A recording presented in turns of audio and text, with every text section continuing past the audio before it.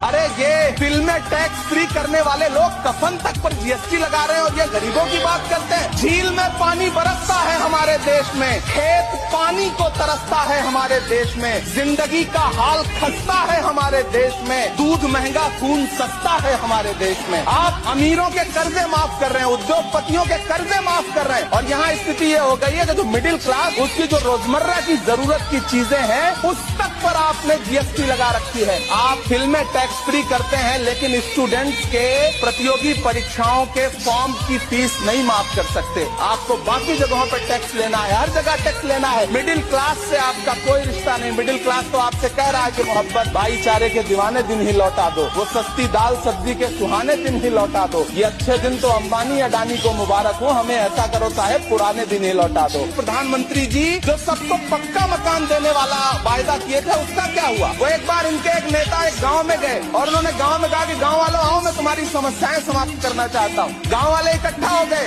नेताजी ने गांव वालों से कहा बताओ तुम्हारी दो समस्याएं बताओ, मैं दोनों समस्याओं का यहीं पे समाधान करूंगा। तो गांव वालों ने कहा साहब हमारी पहली समस्या है कि हमारे यहाँ कोई हॉस्पिटल नहीं है। तो नेताजी ने मोबाइल निकाला, कहीं फोन मिलाया और मिला के फोन पे पता नहीं क्या कुछ कहा कि यहाँ गाँव में हॉस्पिटल नहीं है, हॉस्पिटल तुरंत यहाँ हॉस्पिटल चाहिए। गाँव वाले खुश हो गए कि 1 मिनट में यहाँ हॉस्पिटल आ रहा है। अगली समस्या के बारे में उन्होंने नेताजी ने गांव वालों से कहा कि मैंने आपकी पहली समस्या समाप्त कर दी, दूसरी समस्या बताओ। तो गांव वालों ने कहा साहब इस गांव में कोई भी मोबाइल का नेटवर्क ही नहीं है। ये है इनके काम करने का तरीका, ये है झूठ बोलने का तरीका।